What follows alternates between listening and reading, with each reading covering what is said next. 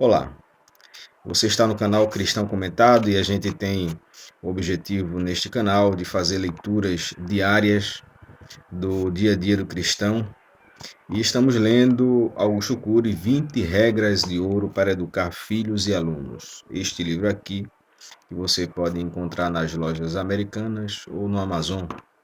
É um livro muito bom para pais e mestres que querem educar seus filhos da melhor forma possível, né? Estamos no capítulo 3 do livro e a gente vai falar um pouco sobre a diferença do eu maduro e do eu imaturo.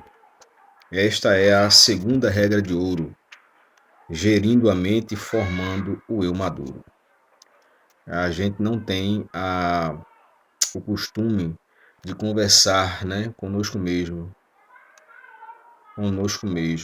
A gente não tem esse costume de dialogar com este eu maduro ou com este eu interior, que por sua vez dará origem a um eu maduro. Este eu ele só cresce a partir do momento em que a gente constrói um diálogo. Isso significa que há aí uma introspecção, que há aí um momento de calma, de interiorização, né? Então, falamos aqui de vida agitada, etc., em vídeos anteriores. Se você chegou agora no canal, se inscreve no canal, dá um like. E se você gosta desse assunto, acompanha aí com a gente, se inscrevendo no canal e ativando o sininho das notificações, que os próximos vídeos, amanhã teremos outro vídeo, e é a sequência da nossa leitura. Bom, eu vou ler, como de praxe, aqui um trecho do livro e a gente faz o comentário, tá? O eu é o centro da consciência existencial. É o líder de si mesmo. O autocontrole do sujeito, sua capacidade de escolha e identidade é essencial. Ele começa a se formar desde o útero materno e acelera na fase pré-escolar, se consolida na adolescência e amadurece na vida adulta. Embora haja milhões de adultos com eu mal formado. Compreender o desenvolvimento do eu como gestor da mente humana é a segunda grande regra ou ferramenta de ouro.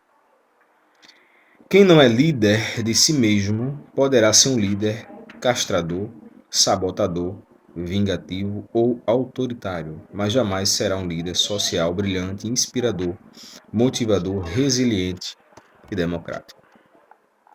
Então existe aí esse contraponto, né? De um lado o eu maduro, democrático, é um eu líder de si mesmo. Quando ele diz líder de si mesmo, ele está dizendo, olha, em momento de estresse você se controla. Você sabe tomar decisão, você sabe ficar em silêncio no momento que deve ficar em silêncio. Você sabe dialogar as suas dores com seus filhos. Você sabe chorar diante da sua esposa, do seu esposo, dos seus filhos. E sabe se recompor do seu choro. Você não se desespera. Você é uma pessoa equilibrada, né? Então essa é a primeira tomada, na verdade, uma revisão do que a gente já viu anteriormente, né? E aí ele traz um contraponto, ele traz vários contrapontos, mas eu destaquei apenas um, do eu maduro e do eu imaturo.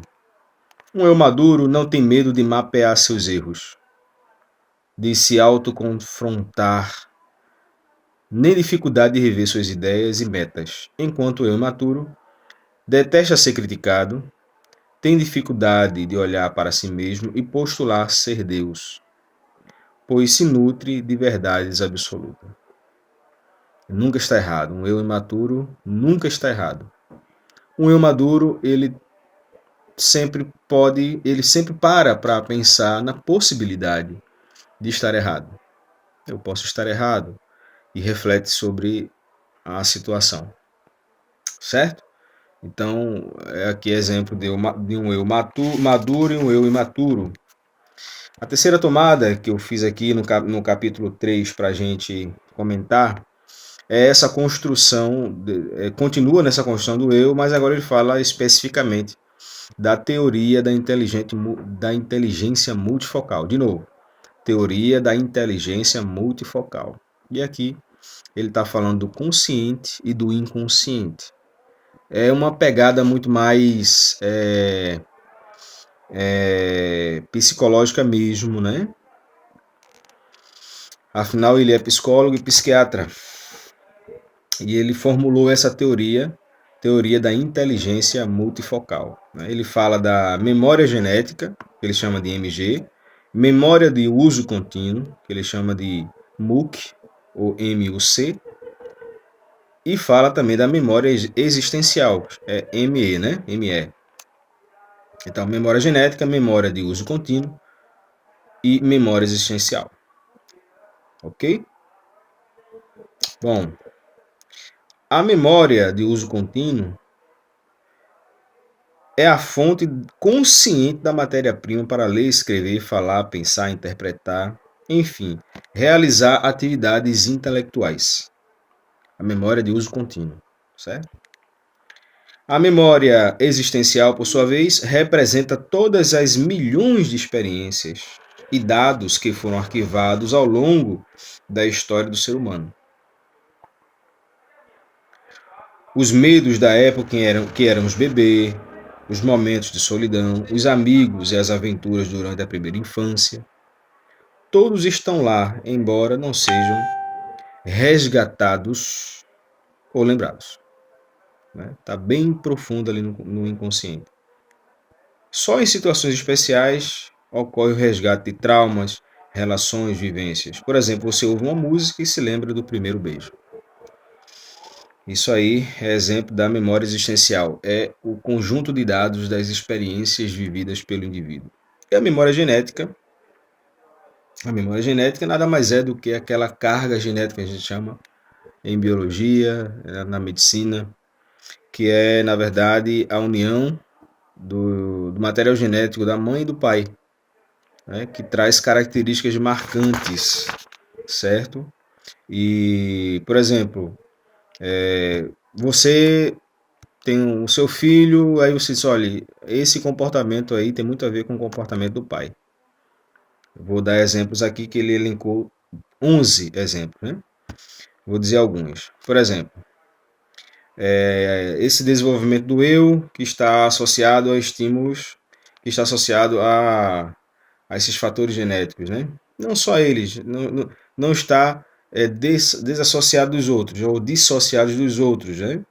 Mas, por exemplo, vamos apontar apenas para o fator genético. Nível de reatividade em estímulos estressantes. Isso pode ser uma característica genética. Nível de sensibilidade nas relações sociais. Também. Limiar de suportabilidade à dor física e emocional. Também. Pulsações ansiosas. Intensidade das manifestações instintivas, sede, fome, libido. Capacidade de armazenamento de informações no córtex cerebral. Isso tem muito a ver com questões genéticas, né? A questão genética também dá a dimensão da área que fará parte da memória existencial e também, da mesma forma, a dimensão da área cerebral que fará parte da memória do uso contínuo. Está intimamente relacionado a questões genéticas. Quantidade e qualidade das redes entre os neurônios. Os neurônios são células que compõem o sistema nervoso e elas se comunicam por sinapses. E isto também é fator genético. Quantidade e qualidade de conexões entre as janelas de memória de uso contínuo e a memória existencial. Tem a ver aí com a memória genética. E por último, 11ª, qualidade da receptividade de armazenamento das informações pelo fenômeno RAM, que é o registro automático da memória. Isso tem a ver com as questões genéticas. Então, tudo que eu elenquei aqui tem a ver com as questões genéticas. Obviamente que outras coisas, né, ou questões culturais também podem modificar o indivíduo no sentido de a nível de reatividade de estímulo estressante, né, sensibilidade às relações sociais, o suportador físico e emocional, até as pulsões ansiosas também, que por conseguinte a intensidade de manifestações. Agora, a capacidade de informações do córtex cerebral, área, etc, etc, etc, está mais associada exclusivamente à carga genética, tá? Então a gente traz toda essa gama de informações que é muito importante para os professores, principalmente os professores que se interessam pela área, por esta área, né? Aos pais cabe dizer que não é simples, né? O comportamento do indivíduo não é simples, é mais um motivo para a gente ir com calma com os nossos filhos e, e é isso para os pais, né? Então, minha gente, se você gosta de ler sobre estes assuntos, continue conosco. Indique este canal para seus amigos, professores e pais. Iremos continuar trazendo esta leitura. A ideia é que todos vocês comprem esse livro, leiam comigo, tá certo? E a gente está abrindo um canal para conversar aqui, tá bom? Então, Heber Cunha, servo de todos vocês, no canal Cristão Comentado. Até amanhã, estaremos por aqui. Forte abraço.